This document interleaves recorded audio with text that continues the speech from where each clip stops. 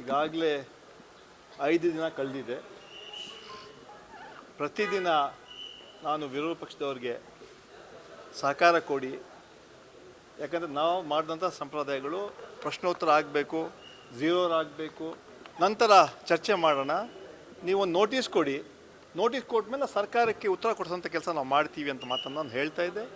ಅದೇ ರೀತಿ ಮುಖ್ಯಮಂತ್ರಿಗಳು ಕೂಡ ಬಂದು ನೀವು ನೋಟಿಸ್ ಕೊಡಿ, ನಾವು 2 ದಿವಸ ಚರ್ಚೆ ಮಾಡೋಣ, ಯಾವ ವಿಚಾರ ಬೇಕಾದ್ರೆ ತೆಗೀರಿ, ನೀವು ನಾಗೇಂದ್ರ ಅವ್ರ ಬಗ್ಗೆ ನಾವು ಹೇಳಿಕೆ ಕೊಡ್ತೀವಿ, ನಮ್ಗೆ ಅವಕಾಶ ಮಾಡಿಕೊಡಿ ಅಂತ ಕೇಳಿದ್ರು ಕೂಡ ಮೊಂಡವಾದವನ್ನು ವಿರೋಧ ಪಕ್ಷದವರು ಪದಿಸ್ತಿದ್ದಾರೆ.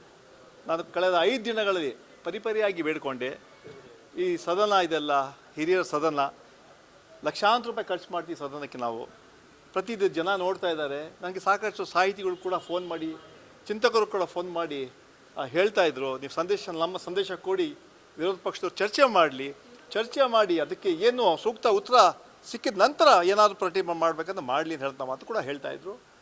ಆದರೂ ಕೂಡ ಒಂದೇ ಒಂದು ಹಠ ಹಿಡ್ಕೊಂಡು ನಾವು ಸದನ ನಡೆಯೋಕ್ಕೆ ಬಿಡೋದಿಲ್ಲ, ಆ ಮಂತ್ರಿಯವರು ರಾಜೀನಾಮೆ ಕೊಡೋರಿಗೆ ಬಿಡೋದಿಲ್ಲ ಅಂತ ಒಂದು ಹಠವನ್ನು ಸಾಧಿಸ್ತಾ ಇದ್ದಾರೆ. ಆದರೂ ಕೂಡ ನಾನು ನಿನ್ನೆ ಕೂಡ ನಮ್ಮ ಬಿಸ್ನೆಸ್ ಅಡ್ವೈಸರಿ ಕಮಿಟಿಯಲ್ಲಿ ಕೂಡ ನಾವು ಮನವಿ ಮಾಡಿಕೊಂಡ್ವಿ. ಪಾರ್ಲಿಮೆಂಟರಿ ಅಫೇರ್ಸ್ ಮಿನಿಸ್ಟರ್ ಕೃಷ್ಣ ಬೈರೇಗೌಡರು ಸರ್ಕಾರ ಪರವಾಗಿ ಕೂಡ ಮತ್ತೆ ಮನವಿ ಕೂಡ ಮಾಡಿಕೊಂಡು ಸದನವನ್ನು ನಡೆಯೋಕ್ಕೆ ಅವಕಾಶ ಮಾಡಿಕೊಡಿ ಅಂತ ಹೇಳಿದ್ರು ಕೂಡ ಅದನ್ನು ಅವರು ಒಪ್ತಾ ಇಲ್ಲ. ನಾನು ಹೇಳಿದೆ, ಯಾವುದೇ ವಿಚಾರ ಚರ್ಚೆ ಮಾಡಿ ಅದಕ್ಕೆ ಅವಕಾಶ ನಾನು ಮಾಡಿಕೊಡ್ತೀನಿ, ಅದು ಸರ್ಕಾರದ ಉತ್ತರ ಕೂಡ ಕೊಡಿಸ್ತೀನಿ ಹೇಳೋಂಥ ಮಾತನ್ನು ಹೇಳಿದೆ. ಇದು 5ನೇ ದಿನ ಆಯಿತು. ಬಹುಶಃ ಸೋಮವಾರ ಬೆಳಿಗ್ಗೆ ನಮ್ಮ ಈ ಆಪೋಸಿಷನ್ ಲೀಡರ್ಸ್ನ ಒಂದು ಸಭೆ ಕೂಡ ಕರೆದಿದ್ದೀನಿ ನಾನು. ಫ್ಲೋರ್ ಲೀಡರ್ಸ್ ಮೀಟಿಂಗ್ 10 ಗಂಟೆಗೆ ನನ್ನ ಚೇಂಬರಲ್ಲಿ, ನಾನು ಚೇರ್ಮನ್ ಚೇಂಬರ್ ಕರೆದಿದ್ದೀನಿ. ಅವತ್ತು ಪಾರ್ಲಿಮೆಂಟ್ ಅಫೇರ್ಸ್ ಮಿನಿಸ್ಟ್ರು ಕೂಡ ಬರ್ತಾರೆ, ಮತ್ತು ವಿರೋಧ ಪಕ್ಷ ನಾಯಕರು, ಸಚೇತಕರು, ಮತ್ತು ಸನ್ಮಾನ್ಯ ಭೋಜೇಗೌಡರು ಅವರೆಲ್ಲ ಕರೆದು ಮತ್ತೊಂದು ಸಲ ಮನವಿ ಮಾಡ್ತೀನಿ. ಇನ್ನು 3 ದಿನ ಏನು ಸದನ ಇದೆ ಅದು ನಾವು ಅರ್ಥಪೂರ್ಣವಾಗಿ ನಡೆಸೋಣ ಅಂತ ಹೇಳೋಂಥ ಮಾತು ಕೂಡ ನಾಳೆ ಮನವಿ ಕೂಡ ನಾನು ಕೂಡ ಮಾಡ್ತೀನಿ ಅಂತ ಮಾತನ್ನು ಹೇಳ್ತಾ ಅಲ್ಲ, ಈಗಾಗಲೇ ನಾನು ಹೇಳಿದೆ, ಯಾವ ಕಾರಣಕ್ಕೂ ಸದನ ಕಲಾಪಗಳನ್ನು ನಾನು ಮುಂದೆ ಹಾಕೋದಿಲ್ಲ. ನನ್ನ ಕರ್ತವ್ಯ ಚೇರ್ಮನ್ ಆಗಿ ನನ್ನ ಮೊದಲೇ ಕರ್ತವ್ಯ ಪ್ರಶ್ನೋತ್ತರ, ಆಮೇಲೆ 0 ಓವರ್, ಕಾಲಿಂಗ್ ಅಟೆನ್ಷನ್ 330, ಇದರ ಮಹತ್ವವಾದ ಚರ್ಚೆ ಆಗಬೇಕು. ಅದಾದಮೇಲೆ ನಾನು ಚರ್ಚೆಗೆ ಅವಕಾಶ ಮಾಡಿಕೊಡ್ತೀನಿ ಅಂತ ಹೇಳ್ತಾ ಪದೇ ಕೇಳ್ಕೊಂಡಿದ್ದೀನಿ.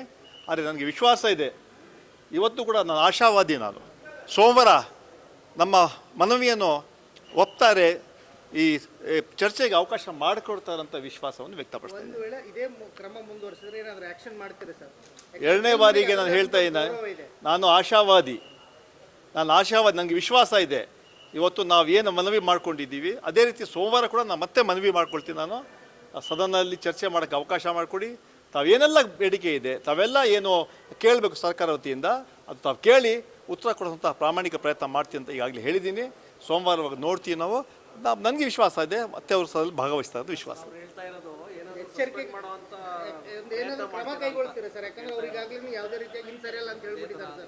ನಾನು ಹೇಳಿದ 3ನೇ ಬಾರಿ ಹೇಳ್ತೇನೆ, ನಾನು ಆಶಾವಾದಿ ಅಂತ. ಕರ್ನಾಟಕ ನ್ಯೂಸ್ ಬೀಟ್ ಫಾಲೋ ಮಾಡಿ, ಸಬ್ಸ್ಕ್ರೈಬ್ ಮಾಡಿ.